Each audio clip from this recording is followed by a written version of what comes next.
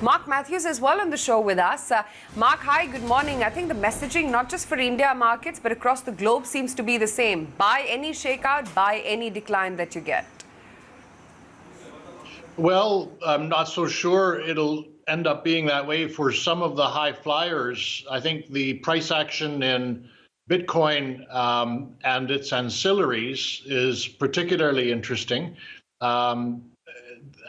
We'll have to see if they keep grinding higher, but I think that there's been a whole bunch of things that, as you well know, have not performed well really over the last decade.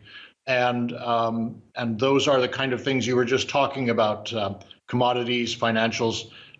They're in the right place now. And I think those are the things that when there are dips, people will buy them and they'll go higher. Right. I'm going to come to the cryptos in a bit, but I was only talking about equities. But yes, you know, the point and the observation that you made, and that seems to be playing out in India equities as well, wherein cyclicals are the ones which are getting bought first.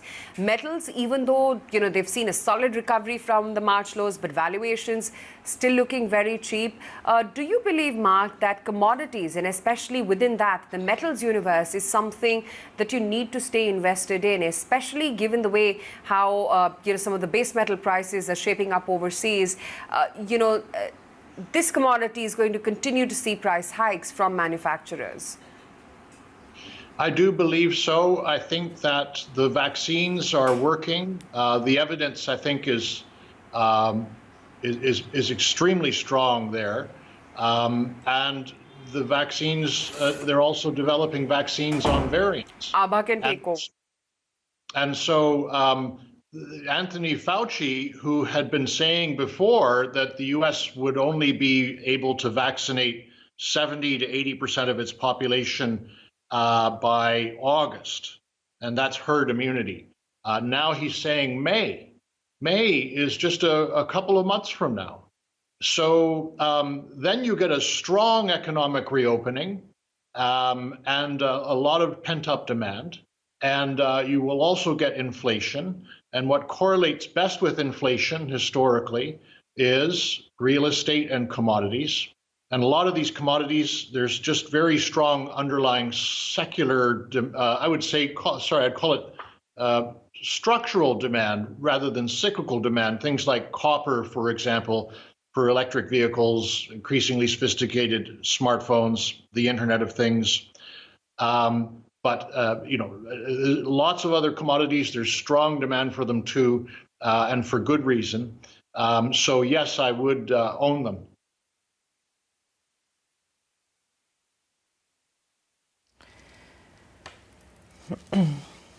All right. Mark, what's your view on what's happening on the bond yields and the fears in terms of the way the year has kicked off on that front? Well, I also don't see how it's possible that the 10-year Treasury yield in America can be at 1.3% when GDP growth in that country this year is going to be 6.4%. That's what we forecast. In other words, the Treasury yield should be higher. And once again, when that happens, it will be positive for these kind of cyclical companies like commodities, like financials. So I do believe that the bond yields will continue to go higher.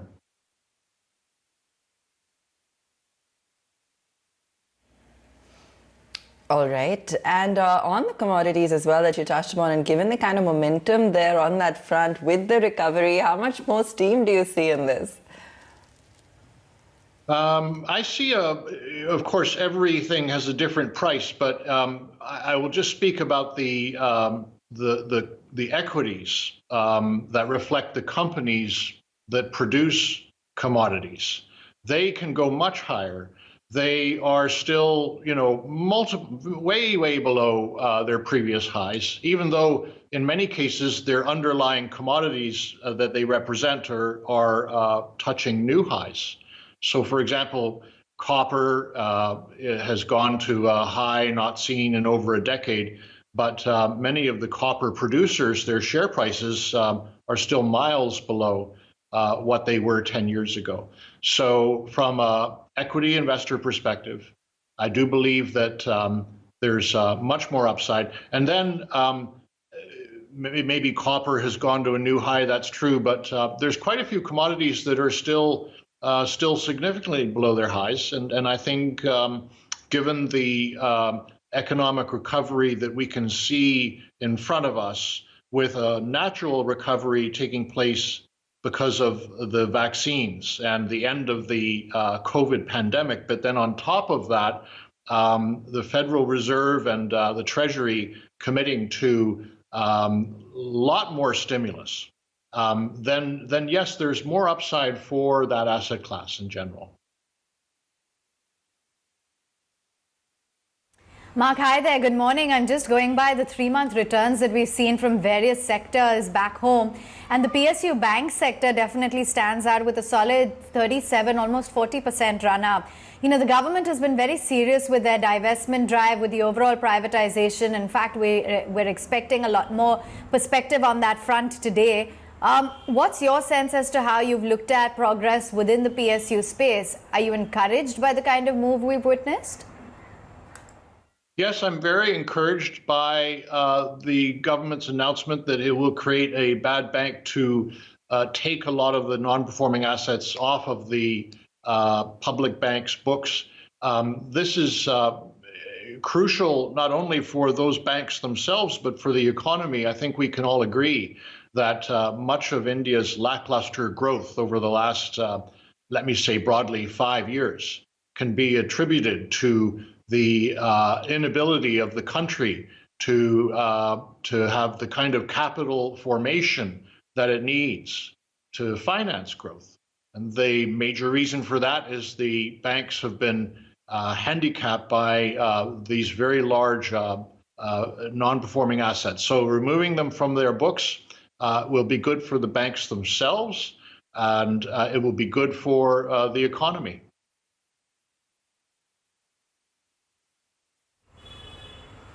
Okay, fair enough. That's the view coming in on the entire PSU space. But what about the overall trajectory when it comes to infrastructure as well? A lot has been done on this front, Mark. Are you encouraged by the kind of announcements that have been made in the budget, the on-ground pickup in overall operational efficiencies? And what's your outlook on infrastructure as a segment in India?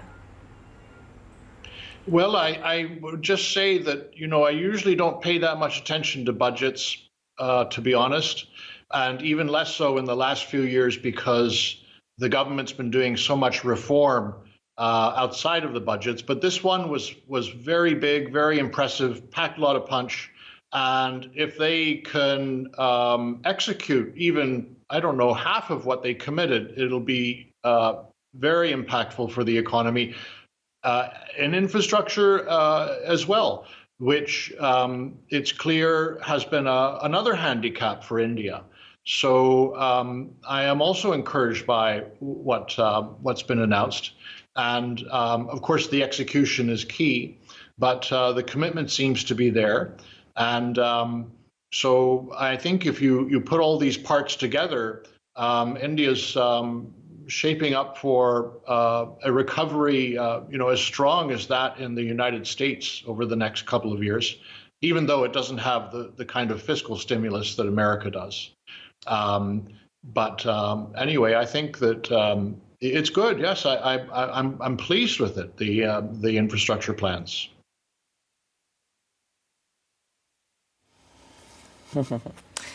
Mark, in terms of where we are poised as an emerging market, in terms of flows moving into India, we've been, of course, seeing that momentum. But vis-a-vis China, do you also see some more attraction building up, some more attention towards India, given the current price points and the kind of growth momentum that is being much talked about? Yes, I do because of the nature of the market. China's market is 70% new economy stocks. Now, I don't know what the percent is in India, but I doubt it's over 10 because apart from Reliance, there really aren't that many names. But China has, Tencent, Baba, JD, Meituan, the list goes on and on. Enormous companies to rival their counterparts in the United States. So that story was a great story when interest rates were rock bottom and when economic growth was very low globally, because people will always try to find companies that have strong structural growth to compensate for the weak economic growth. Now, the paradigm is shifting to one where we have a very strong economic recovery globally this year. And there's multiple data series that prove that. I just saw, for example, yesterday, Taiwan's exports were up something like over 40% year on year. I actually think it was closer to 50, as I recall, in the month of January. And much of that was going to Europe and the US. But what I want to say is that India, as a cyclical market in terms of the key composites, banks, and materials and energy and the like, those kind of companies tied to the economy, the performance of the economy much more tightly than internet giants in China. And so if you couple that with the fact that India has underperformed China significantly over the last 5 years, I don't see why this can't be a year for Indian outperformance. I think it should be.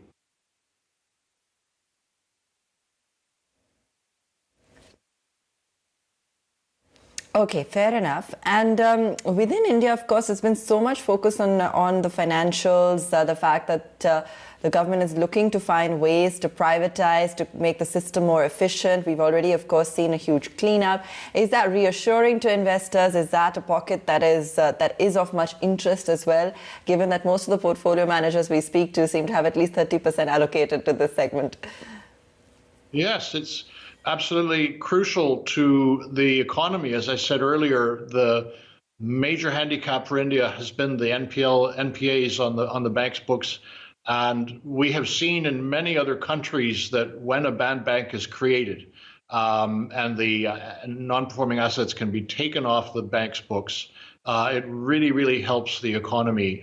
China, that happened, I can't remember exactly what the year was, but around 20 years ago, they created a bad bank, and their NPAs used to be at the kind of levels that India's are now. They're not anymore.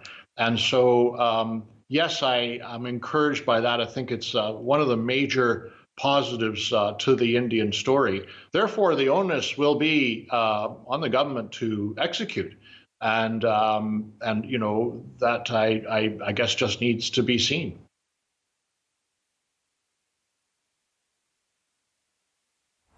You know, there's been so much focus, especially during this COVID time, Mark, on digitization, on really transforming new tech and really innovation and opportunities within this space.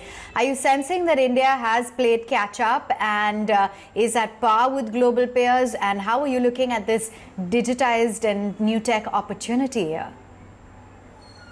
I think the correct way of putting it is an opportunity, because it is not nearly as advanced as the United States or China in that regard. Certain aspects of the economy are, but it's not nearly as digitalized an economy as China's. So, you know, this year I think will be a year where the recovery plays do well, and that fits into India. India fits into that quite nicely because India got hit very hard by the COVID pandemic.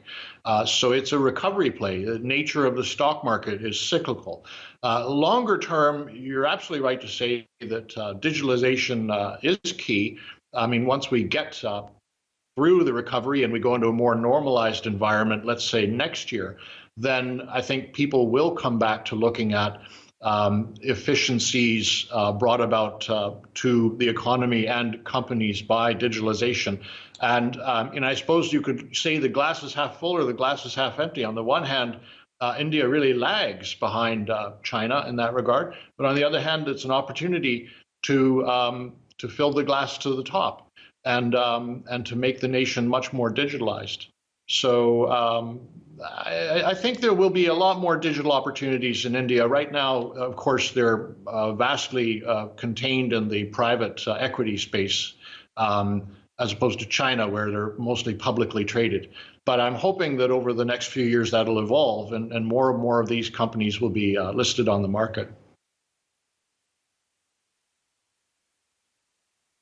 Appreciate your time, Mark. Thanks so much for joining in and sharing with us your outlook on the Indian markets, the overall COVID scare, as well as outlook on where we stand vis-a-vis our emerging market peers.